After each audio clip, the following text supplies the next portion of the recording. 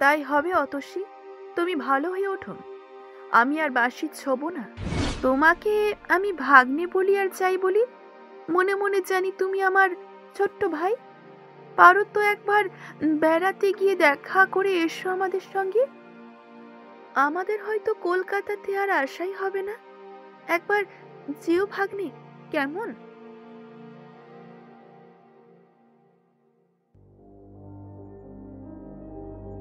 19 দিনের দিনে মামির অবস্থা আরো সংকটজনক হয়ে উঠল। যতীন মামা বিছানার কাছে মামির একটা হাত মুঠো করে ধরে নীরবে তার দিকে চেয়ে বসে রইল। হঠাৎই অতসী মামি বলল, ওগো ওগো, আমি বোধহয় আর বাঁচবো না।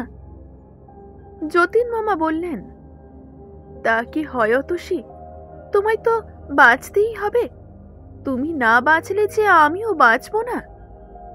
মামি বলল, বালাই ষাট, বাঁচবে বই কি।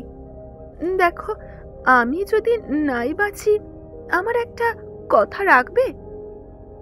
যতীন মামা নত হয়ে বললেন, রাখবো, বলো না। বাঁশি বাজানো ছেড়ে দাও।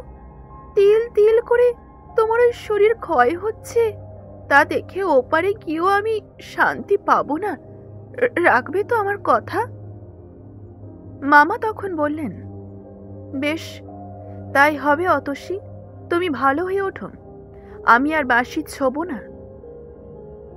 মামির মুখে হাসি ফুটে উঠল। মামার একটা হাত বুকের উপর টেনে মামি শান্তভাবে চোখ বুঝল। আমি বুঝলাম যতীন মামা আজ তার রোগশয্যাগত অতসীর জন্য কত বড় একটা ত্যাগ করলেন। অতি মৃদুস্বরে উচ্ছ্বাসিত ওই কটি কথা, তুমি ভালো হয়ে ওঠো, আমি আর বাঁশি ছোব না। অন্যে না বুঝুক, আমি তো যতীন মামাকে চিনি। আমি জানি, অতসী মামিও জানে ওই কটি কথার পেছনে কতখানি জোর আছে। বাঁশি বাজানোর জন্য মন উন্মাদ হয়ও যদি, যতীন মামা বাঁশি আর ছোবে না। শেষ পর্যন্ত মামি ভালোই উঠল। যতীন মামার মুখে হাসিও ফুটল। মামা তখন বললেন, কি গো, বাঁচবে না বললে? হ্যাঁ, অমনি মুখের কথা কি না। আরে জম্বাটাও তো ভালো মানুষ। ওই যে চারাল খুড়ো, ওর কাছ থেকেই তোমাকে আমি ছিনিয়ে এনেছি। আমি তখন মামাকে বললাম, চারাল খুড়ো আবার কি মামা? তুমি জানো না বুঝি? সে এক দ্বিতীয় মহাভারত। মামি তখন বলল, ও কি গো, গুরু নিন্দা করো না। গুরু নিন্দা কি গো? তা ভাগ্নেকে দেখাও না অতসী তোমার পিঠে দাগখানা। মামির বাধা দেওয়া সত্ত্বেও মামা ইতিহাসটা শুনিয়ে দিলেন। নিজের খুড়ো নয়, বাপের পিস্তত ভাই।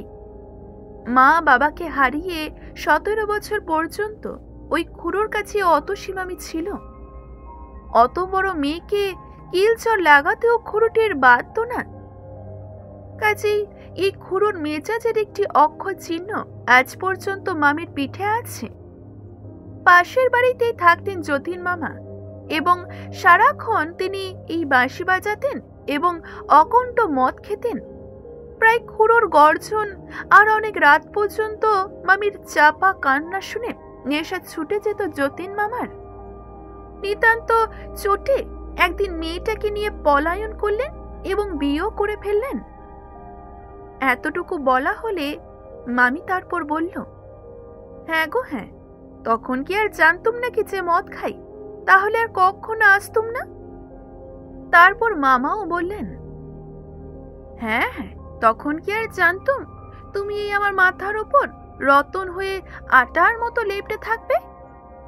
তাহলে কি আর ভদ্রলোকের ঘর থেকে মেয়ে চুরি করতুম?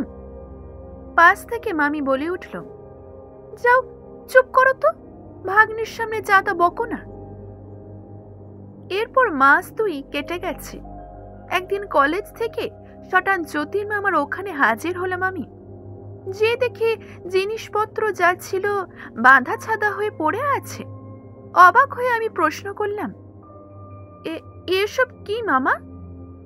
যতীন মামা বললেন, ও ভাগ্নে, দেশে যাচ্ছি গো, দেশে? দেশ আবার আপনার কোথায়? আমার কি একটা দেশও নেই ভাগ্নে। 500 টাকা আয়ের জমিদারি আছে দেশে, খবর রাখো। অতসী মামি বললেন, হয়তো জন্মের মতো তোমাদের ছেড়ে চললাম ভাগ্নে, আমার অসুখের জন্য এটা হলো। আমি অবাক হয়ে বললাম, অসুখের জন্য? তার মানে? তার মানে বাড়িটা বিক্রি করে দিয়েছি গো। যিনি কিনেছেন পাশের বাড়িতেই থাকেন, মাঝখানে প্রাচীরটা ভেঙে দুটো বাড়ি এক করে নিতে ব্যস্ত হয়ে পড়েছেন আর কি। আমি তখন ক্ষুব্ধ হয়ে বললাম, এত কাণ্ড করলে মামা, আমাকে একবার জানালে না পর্যন্ত? কবে যাওয়া ঠিক হলো? মামা বললেন, আজকেই তারা যাবেন, রাত্রেবেলা ঢাকা মেলে রওনা হবেন। গম্ভীর ভাবে উঠে দাঁড়িয়ে আমি ওনাদের বললাম, আচ্ছা আসি তাহলে যতীন মামা, আসি মামি। এই বলে দরজার দিকে অগ্রসর হলাম। অতসী মামি উঠে এসে আমার হাতটা চেপে ধরে বলল, লক্ষ্মী ভাগ্নে, রাগ করো না। আগে থাকতে তোমায় খবর দিয়ে লাভ তো কিছুই ছিল না, কেবল মনে ব্যথা পেতে। যা ভাগ্নে তুমি, কত কি হাঙ্গামা বাঁধিয়ে তুলতে, ঠিক আছে কিছু? আমি তখন বললাম, যাও যাও, আর কিছু বলতে হবে না। আমি যদি আজকে না আসতুম, একটা খবরও পেতুম না। কাল এসে দেখতুম বাড়ি ঘর খাঁ খাঁ করছে। যতীন মামা বললেন, আরে দেখো দেখি এর কাণ্ড, তোমায় না বলি কি আমরা যেতে পারি? দুপুরবেলা সেনের ডাক্তারখানা থেকে ফোন করে দিয়েছিল তোমাদের বাড়িতে, কলেজ থেকে বাড়ি ফিরলে খবর পেতে। আমি বাড়ি আর গেলাম না, শিয়ালদাহ স্টেশনে মামা মামিকে উঠিয়ে দিতে গেলাম। গাড়ি ছাড়ার আগে পর্যন্ত সময়টা যে কি করে কেটে গেল, কারোর মুখে কোনো কথা নেই। যতীন মামা কেবল মাঝে মাঝে দু একটা হাসির কথা বলছিলেন এবং হাসছিলেন, কিন্তু তার বুকের ভেতরে যে কি করছিল সে খবর আমার অজ্ঞাত থাকিনি। গাড়ি ছাড়বার ঘন্টা বাজলে যতীন মামা আর অতসী মামিকে প্রণাম করে গাড়ি থেকে আমি নেমে পড়লাম। এতক্ষণে যতীন মামা তার মুখখানা অন্যদিকে ফিরিয়ে নিলেন, আর বোধহয় মুখে হাসি ফুটিয়ে রাখা তার পক্ষে সম্ভব হলো না। জানালা দিয়ে মুখ বার করে মামি আমাকে ডাকল। আমিও কাছে গেলাম। শোনো, তোমাকে আমি ভাগ্নে বলি আর যাই বলি, মনে মনে জানি তুমি আমার ছোট্ট ভাই।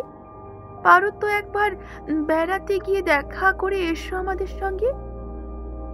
আমাদের হয়তো কলকাতাতে আর আসাই হবে না, একবার যেও ভাগ্নে, কেমন?